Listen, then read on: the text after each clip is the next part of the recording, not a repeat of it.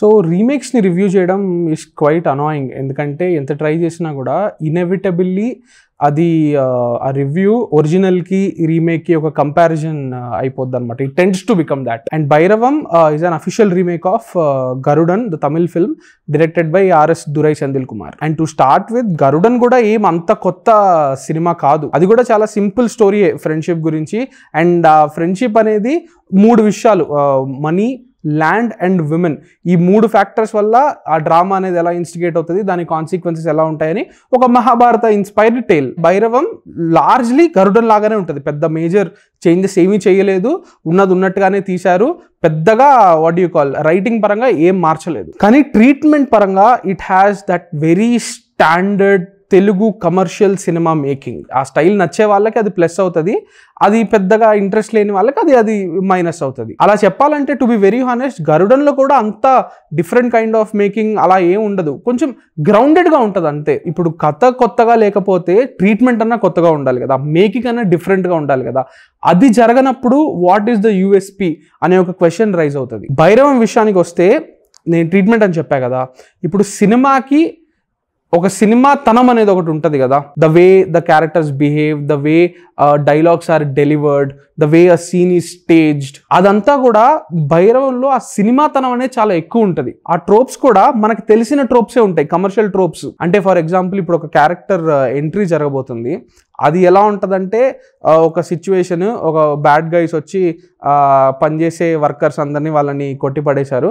అక్కడ ఉమెన్ అందరూ వాళ్ళు నీల్ డౌన్ చేస్తున్నారు. ఒక ఉమెన్ని పట్టుకుని ఇప్పుడు నేను నిన్ను హెరాస్ చేస్తా, నిన్ను హెరాస్ చేసేలోపు మీ హీరో వచ్చి నిన్ను కాపాడుతాడు అంటే, వస్తాడరా, వచ్చేది మా హీరో, వచ్చేది మా గజపతి, మా ధైర్యం అలా చెప్తారు. అప్పుడు ఒక మనిషి ఎగురుకుంటూ వస్తాడు, అప్పుడు హీరో ఎంట్రీ ఉంటుంది. సో ఈ సిచ్యువేషన్ మీకు అర్థమవుతుంది కదా, ఇది ఎన్నిసార్లు చూసాం మనం.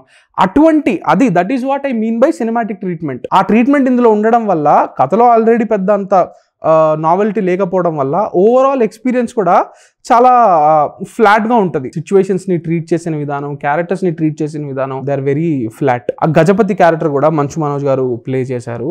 ఆ క్యారెక్టర్ కూడా like the way it is projected like ఒక ప్యూర్ ఈవిల్ కింద. ఆయన మాట్లాడడం కూడా ఒక బేస్ వాయిస్ పెట్టుకుని, అది చాలా చోట్ల ఏదో ఒక 80s విలన్ని ప్యారడీ చేస్తున్నట్టు అనిపిస్తుంది. It feels forced after a point. కానీ ఆన్ ద ప్లస్ సైడ్ ఆ క్యారెక్టర్ని హ్యూమనైజ్ చేసే కొన్ని సీన్స్ ఉంటాయి కదా, కొన్ని వల్నరబిలిటీ చూపించే సీన్స్, అక్కడ బాగుంటుంది మళ్ళీ ఆ క్యారెక్టర్. నాకు బాగా నచ్చింది last scene, final scene between Gajapati and scene that is Manchu Manoj and Bellamkonda Srinivas. వాళ్ళిద్దరి మధ్య ఒక కాన్వర్జేషన్ జరుగుతుంది టువర్డ్స్ ద లాస్ట్, ఇంకా ఫ్యాగ్ అండ్ దాట్ నాకు చాలా నచ్చింది. బట్ రెస్ట్ ఆఫ్ ఇట్ చెప్పా కదా, చూసినట్టే ఉంటుంది ప్రతిదీ. సో ఈ కన్వెన్షనల్ ట్రీట్మెంట్ అనేది ఒకటి ఉండడం వల్ల I couldn't enjoy the film fully. Cinematography, music అవి డీసెంట్గా ఉన్నప్పటికీ, అంటే లుక్ అండ్ ఫీల్ మనకు తెలిసినప్పటికీ, it has a very comforting, very familiar look and feel. And yeah, it is decently produce అని ఒక ఫీల్ కలుగుతుంది. కానీ ఆ యూఎస్పీ, ఆ ఒక్క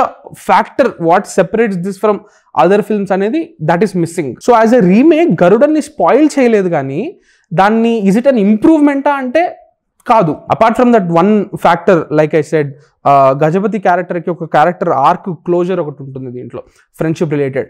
అది ఒక్కటి ఈజ్ అన్ అడిషనల్ థింగ్, అది బాగుంది. But the rest of it's just already చూసిందే. మేజర్ డిఫరెన్స్ ఎక్కడొస్తుంది అంటే, భైరవంలో everything is on your face. అంటే ఇప్పుడు ఓపెనింగ్లో ఒక సాంగ్ ఉంటుంది అనమాట, వేర్ మా స్నేహం ఇంతది, మేము అన్నదమ్ములం, అంటే సొంత రక్తం కాకపోయినా కూడా మేము అంతకంటే ఎక్కువ, అలా డైరెక్ట్గా లిరిక్స్లో వాళ్ళ బంధాన్ని మెన్షన్ చేసి పాడుకుంటుంటారు క్యారెక్టర్స్. దాంట్లో ఫ్యామిలీస్కి సంబంధించిన ఉమెన్ కూడా, like played by Divya Pillai and Anandi, వాళ్ళు కూడా వీళ్ళని చూసి మీరు ఇంత బాగున్నారు, ఇంత ఆప్యాయత, ఇంత సంతోషంగా ఉన్నారు, మీరు మీ మధ్య ఏ గొడవలు రాకూడదు, గొడవలు అసలు మేము రాణిస్తామా అన్నట్టు వాళ్ళు పాడతారు. నెక్స్ట్ సీన్లో చూసి ఆనంది బ్యాడ్ మౌథింగ్ దివ్య పిల్లైస్ క్యారెక్టర్. అది జరిగినప్పుడు ఇంకా ముందు వచ్చిన సాంగ్ ఫన్నీగా అనిపిస్తుంది కదా, అదే నేను చెప్పేది సినిమాతనం అంటే. బట్ ఆ ట్రీట్మెంట్లో కొన్ని ప్లసెస్ కూడా ఉన్నాయి అనుకోండి. లైక్ ఆ ఇంటర్వెల్ సీక్వెన్స్కి ముందు వచ్చే ఒక 10 to 15 minutes అది ఇంట్రెస్టింగ్గా ఉంటుంది. బీజిఎం నాకు బాగా నచ్చింది, శ్రీచరణ్ పాకాల గారిది. ముగ్గురికి గజపతి, సీను, వరద ఈ క్యారెక్టర్స్ మూడిటికి థీమ్స్ ఉంటాయి, అవి బాగా రిజిస్టర్ అవుతాయి. సో బీజిఎం నాకు నచ్చింది. It's very easily registerable and గుర్తుండిపోయేటట్టే ఉంది BGM. But again on the flip side గరుడన్లోని మూమెంట్స్ని తీసుకుని వాటిని బ్లో అప్ చేసి దాన్ని స్కేల్ పెంచి we are making them much more dramatic, much more cinematic, much more energetic అనుకున్నారు. అవి కొన్ని చోట్ల అంతగా వర్క్ అవ్వలేదు. ఫర్ ఇన్స్టెన్స్ గరుడన్లో సూరి క్యారెక్టర్కి ఒక పెక్యులియర్ ట్రైట్ ఒకటి ఉంటుంది. అదేంటంటే తను నిజాన్ని దాచుకుని ఎవరన్నా వచ్చి ఏం జరిగిందిరా అంటే అతను మొత్తం బ్లాబర్ చేసేస్తాడనమాట. మొత్తం జరిగింది మొత్తం కంటిన్యూస్గా అసలు బ్రెత్ ఆపుకుని మాట్లాడేస్తాడనమాట. అదే ఇక్కడ కూడా ట్రై చేశారు, కానీ అది తెలిసిపోతుంటుంది. ఆ లాంగ్ డైలాగ్ జరుగుతున్నప్పుడే కెమెరా యాక్టర్ మీద ఫోకస్ అవ్వకుండా వెనక్కి వెళ్ళిపోతూ ఉండడం. ఎందుకంటే ఆ లాంగ్ డైలాగ్ని మాస్క్ చేసేస్తున్నారనమాట.